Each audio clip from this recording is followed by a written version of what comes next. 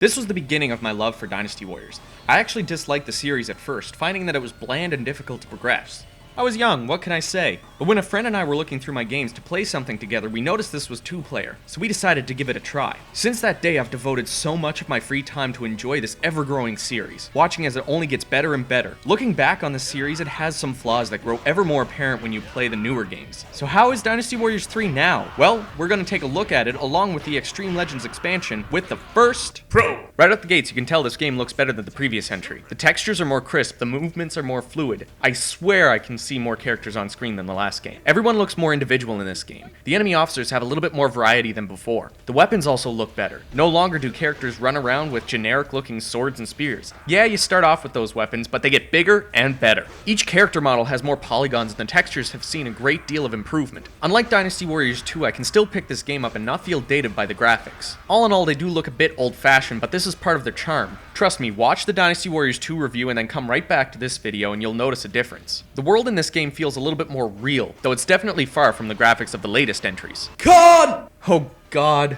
the voice acting. It's so laughable. It's almost so bad it's good kind of thing. But the biggest thing is that it doesn't help this game's case. A lot of people make fun of the voice acting and the script, and with good reason. The script is childish and suffers from a lack of point.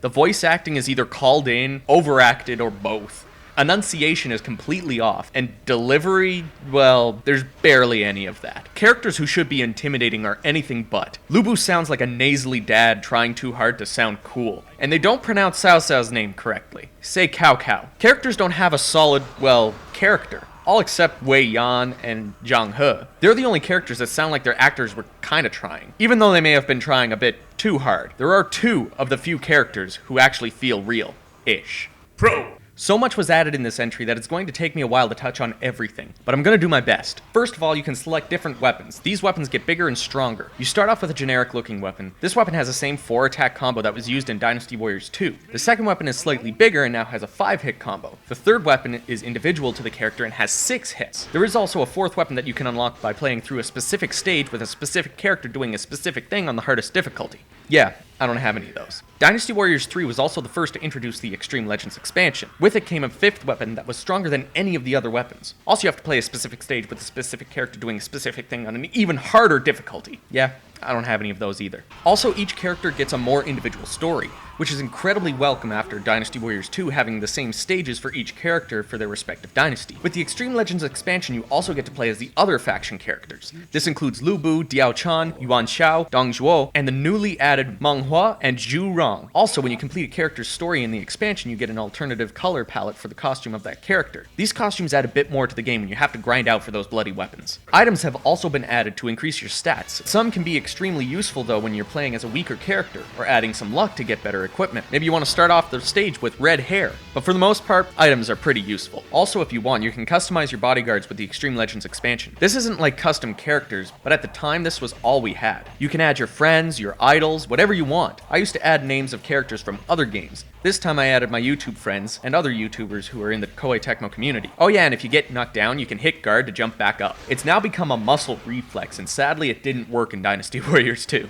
God! There were a few things that were not improved on. In fact, some of the things stayed the same way as they were in Dynasty Warriors 2. Horses are still only useful for traversing the large maps, and ranged combat is still a joke. You still have no control over the camera, making combat awkward and clunky sometimes. You have to hit guard to reset the camera behind your character. This can only be done if you're not in the middle of an action, so you can't move the camera behind your character when you're in the middle of an attack, that being the most important moment you need to move the camera. Also, it sometimes seems like you can only attack in a straight line, forcing you to plan out your attacks a little bit more. Though this might sound like the game is trying to add a little bit of strategy to its combat, you're sadly mistaken. Sometimes you kill who's in front of you and a group of enemies show up right behind you, and you either have to keep attacking who's in front of you or stop your combo to aim at those behind you. Also, archers can still suck a fat dick. Damn it!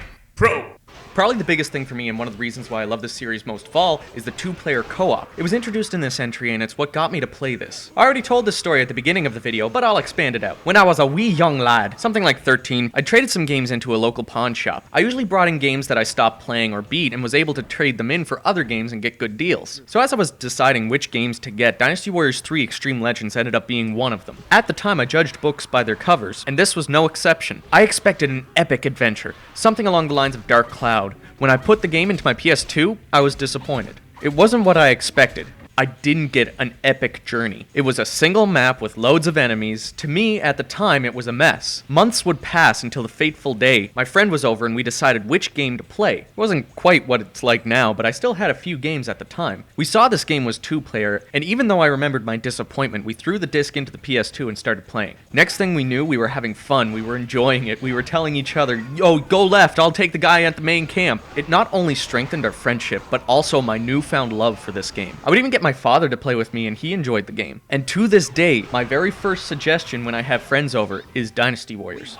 Or, well, whatever Warriors game I'm playing at the time. I mean, doesn't have to be Dynasty Warriors specifically. It could be Samurai Warriors, One Piece, maybe Berserk, Fist of the North Star, Gundam, Arslan, Hyrule Warriors. God! Dynasty Warriors 3 also didn't improve on the difficulty. It's easier if you want to play through the story. You deal more damage and you take a little less. However, trying to unlock the 4th and 5th weapons are the most destructive thing to my sanity that I've ever experienced. I always attempt to complete Dynasty Warriors games. I'm still playing some of them now to get closer to that completion. I've only actually been able to do that with a select few titles. Most of them have a lot of grinding and difficult challenges to complete in order to achieve these goals, and this one is no fucking exception. The fact that your allies are so useless when you take the difficulty anywhere above easy means trying to get the 4th and 5th weapons are an out-of-reach dream that's so close yet so far away. You can try, but you will not come out unscathed. Your commander practically kills himself before the enemy can get to him, or the person you specifically need to kill gets killed by somebody else. Then there's those times where you have to do something within like 5 seconds of the start of battle and you can't do it because you're a fucking human with flaws and shit.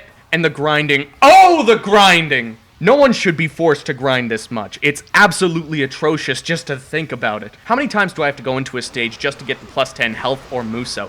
Defense is the first thing you max out because all the gate captains drop +1. You can combo officers to make them drop bigger buffs, but to do that to every officer is so tedious. Fuck! I'm never gonna finish this game. All in all, the biggest thing this entry has going above and beyond its predecessor is replayability. I never felt compelled to continue through Dynasty Warriors 2. I just wanted to finish my script and be done with it. When I started up Dynasty Warriors 3, especially Xtreme Legends, I knew I wanted to continue my save file and get further. This sadly wasn't my original save. I had all the characters' stories finished, and I even had a couple of their 4th level weapons. My favorite character, Charlottetown, had maxed out stats along with Lu Bu. I had sold my memory card along with my PS2 as a kid. What can I say? I was stupid. That being said, I really want to get my current save file back up to what it was before. That's more than I can say about Dynasty Warriors 2. I didn't want to continue with that game. It felt too much like a chore. I had already beat every character's story on my old memory card that I mentioned earlier. If I wasn't missing out on anything before, why would I do it all over again if I have so many other games that I'd rather play? As soon as I loaded up this game, I knew I actually wanted to advance my save file. I'd try to finish character stories that I didn't finish before, get Charlottetown closer to his maxed out stats, and possibly get his 4th weapon. None of that actually happened, but hey, I'm a busy man. Dynasty Warriors 3, along with Xtreme Legends, added so much to the series, and it's what makes me say that Dynasty Warriors is the king of 3D hack-and-slash games. Since this game, most sequels have been compared to it, and with good reason. If at all possible, I try to get people to try this entry before writing off the entire franchise for good. Even with the cons that I mentioned, I give the entire package of Dynasty Warriors 3 8 out of 10. The only thing that would make this game better is a more evened out difficulty to make completing it more achievable, redoing the voice acting to better suit the game, solidifying the horse combat as something the player wants to use, and get rid of the range combat completely. I hope you give this game a try, I hope you enjoyed the video, and I'll see you tomorrow with the next game.